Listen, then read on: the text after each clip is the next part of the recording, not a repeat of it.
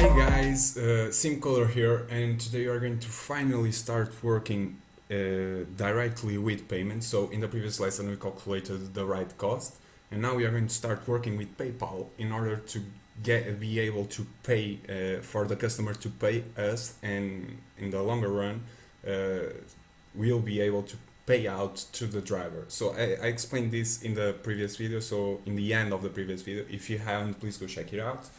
But for now we are going to start messing with PayPal, and the first thing that we gotta do is to create a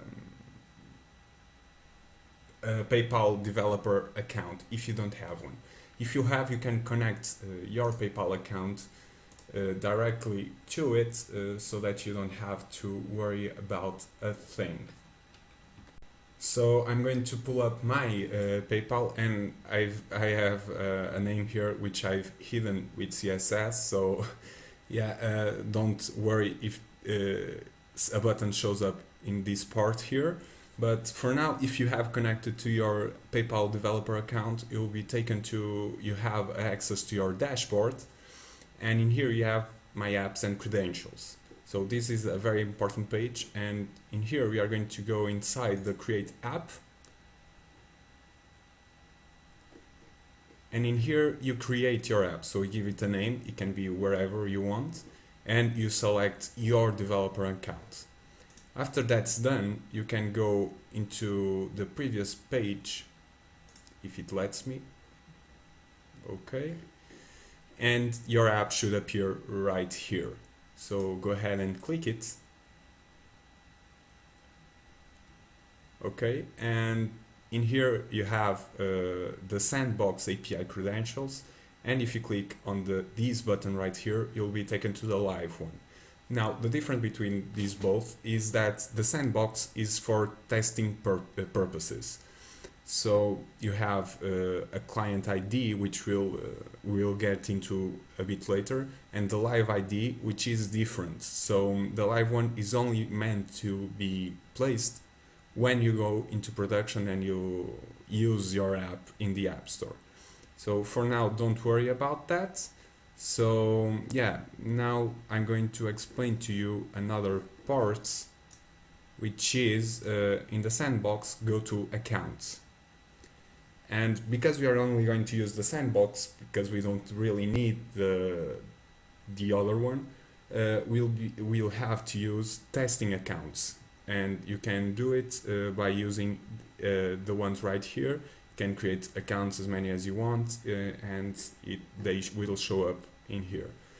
So yeah, after that's done, you don't have to worry about anything else, and we can go straight into the app. And the first thing that we are going to do is to actually import the dependency that we need. So yeah, I'm going to grab it from right here. If you need, please pause the video and take a look at it. It's this one right here, compiled com.paypal.sdk, and that's all. So let's sync that app.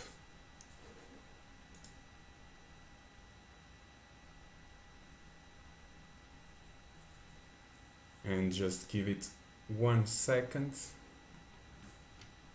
So one more thing, don't forget to change the min SDK version to version to 16. That's the minimum required by PayPal SDK. So yeah, don't forget that. And after that, we can simply close that. We can close the driver map activity. Yes, we only need the history single activity. So the first thing that we need to do is to add a button for the customer to pay. And for now, we are only going to add one button per history single activity. So the user must pay each and every single activity. Later on, you can add one button for him to pay it all at once, but for now it is only that. So we are going to make a slight change to it, which is adding a nested scroll view.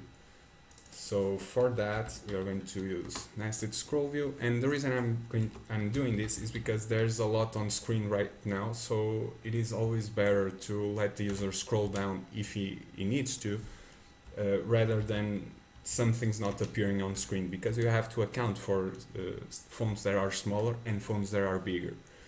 So let's add a linear layout, because the nested scroll view requires you to only have one child, so this way you only have one child.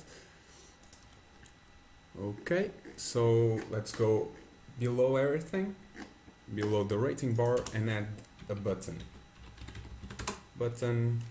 with match parent, wrap content, and the ID will be simply pay. Doesn't need to be anything fancy, so the text can say pay here. Okay, that's fine. Yeah, so and we are going to set the visibility to false, because later on we'll be adding this same history to the driver. So yeah, it's the same goes for the rating bar. We already did that, so it's for the same reason. So yeah, you can go in here into the history single activity.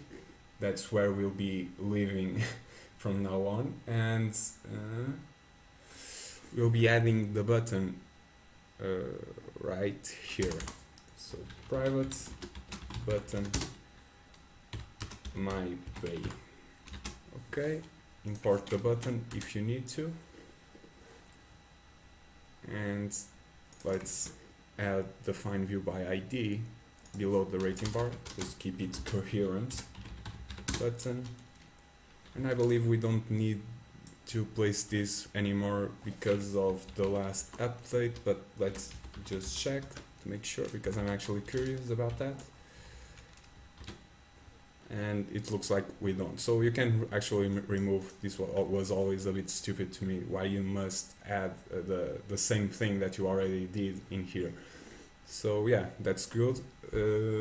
So now we can actually start working on the pay button.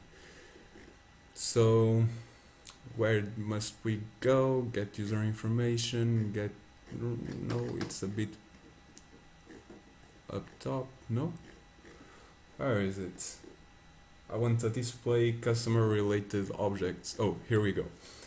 So in here, because we know that if this function is called, is because the current logged in user is the customer, we can actually place the function pay button on click here.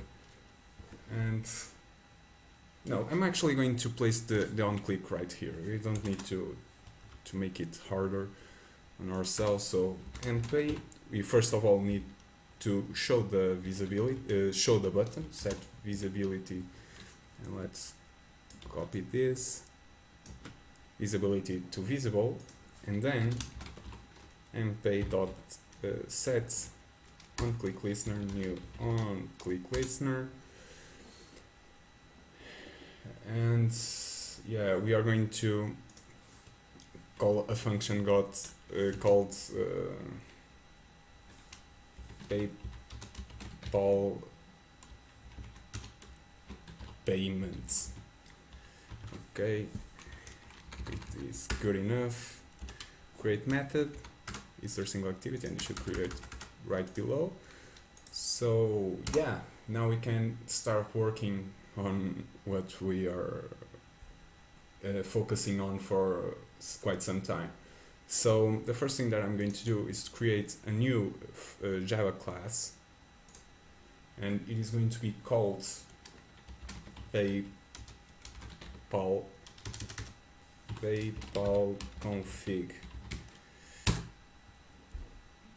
No, this is the one that I don't want to add to Git, because this one will have your PayPal ID, and I'm going to grab it from right here. I'm going to go into my apps and credentials,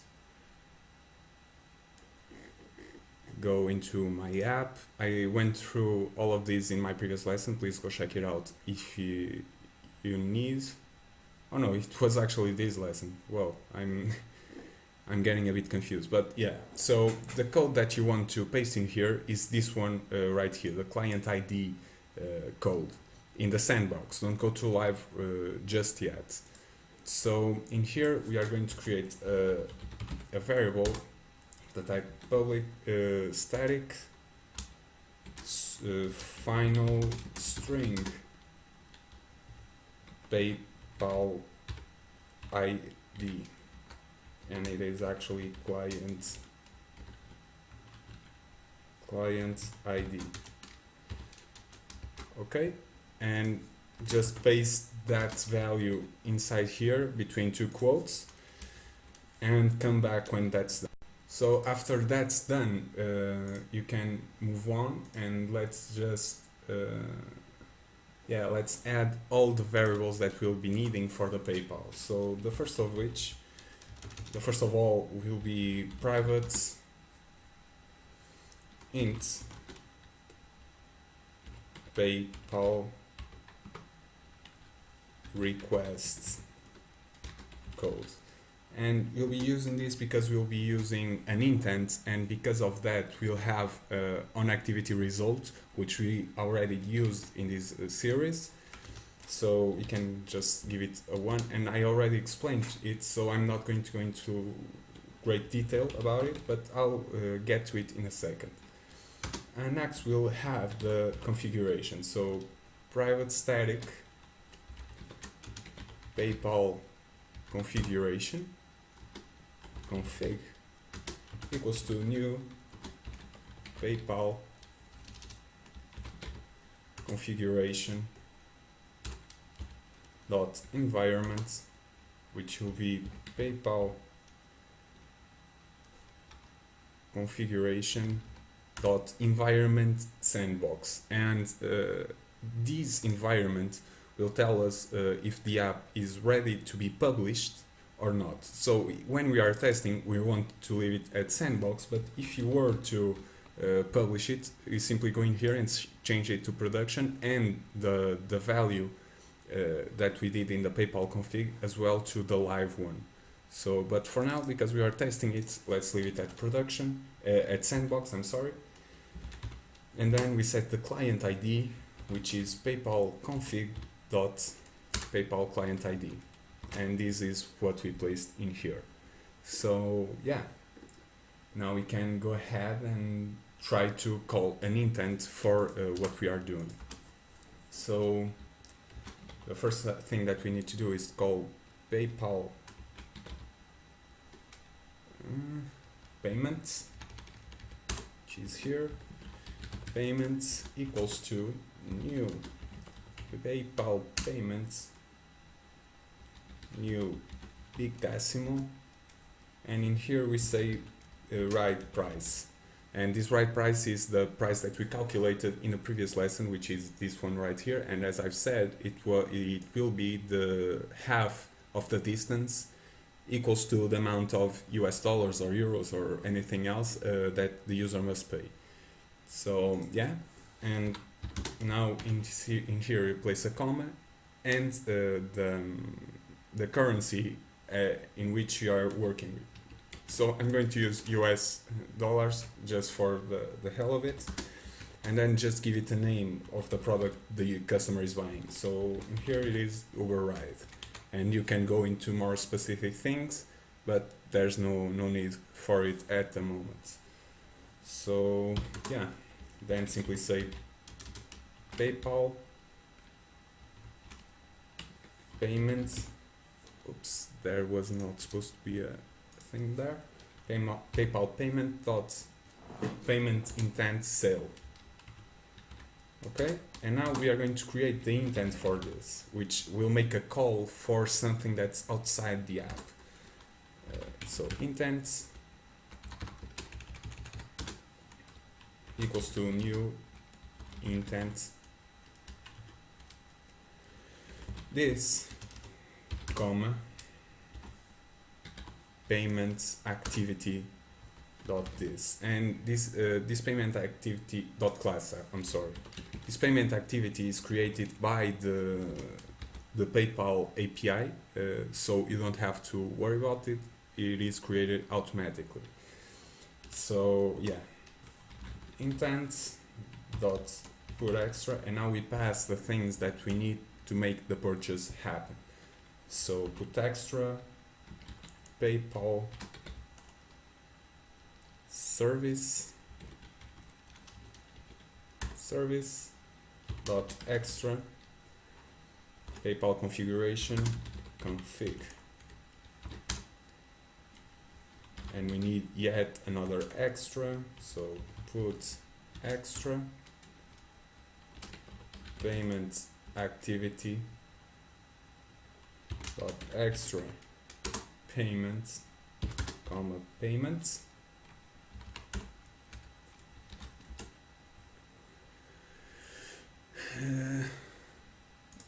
comma payment, yeah, and then we simply make the request for this activity. So start activity for results, start activity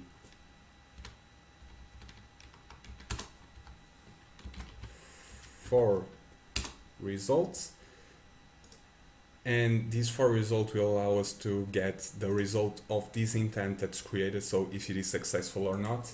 We'll go into it a bit later. Intent, comma, PayPal request code.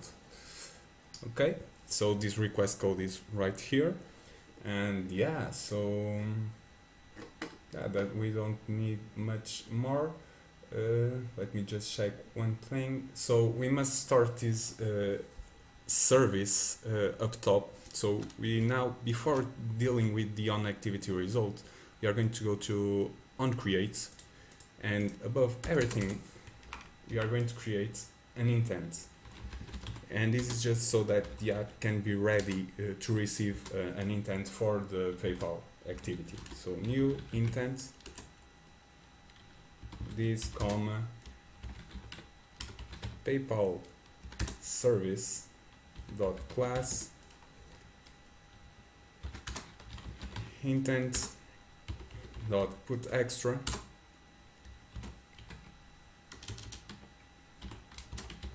PayPal service dot extra PayPal configuration and comma config start service intent. Oops, I misspelled that word. Okay, so you need just to put it on the onCreate function and then forget about it. And we need to do one more thing, which is to actually stop this service. And we are going to do that in the onDestroy method. So call it below what we are doing at the moment. So onDestroy stop service new intent this comma PayPal service dot class, and that's it.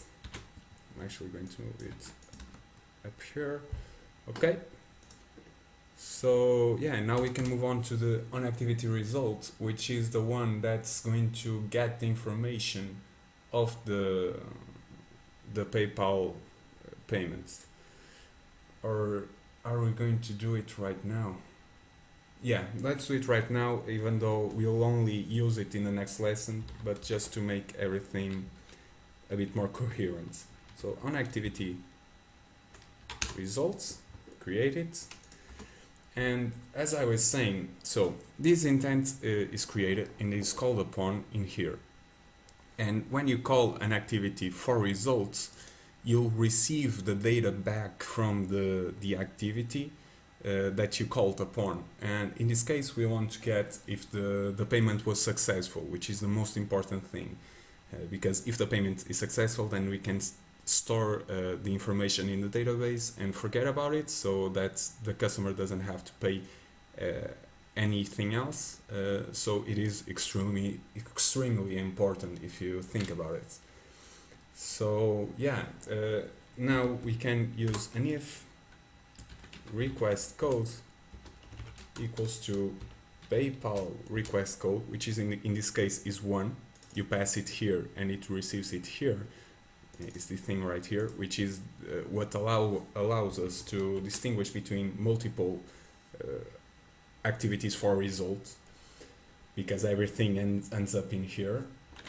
Now, if we know that if the application is the PayPal one, if this one, then we can say if result code equals activity dot result OK, which means that the user took the activity till its end. The user didn't close the activity. Then we can get all the information. If not,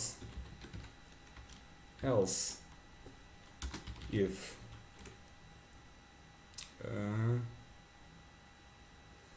actually I'm not going to do an if, I'm only going to do an else. We can say toast dot make text get application context payment success payments unsuccessful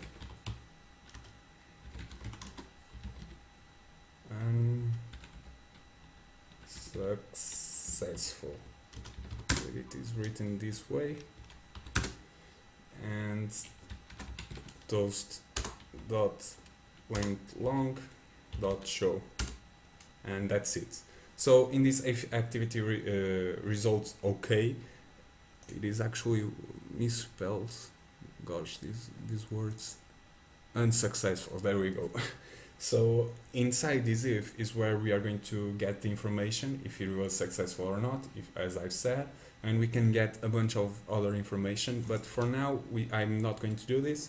I'm simply going to run the application and show you that the button and how it looks inside there. So yeah, let's take a look at it. Okay, so the app finished loading successfully, and now let's go into history. And I'm on the customer account, obviously. Go into the last one, which is the one that we created in the previous lesson. And as you can see, we have a button in here called Pay Here.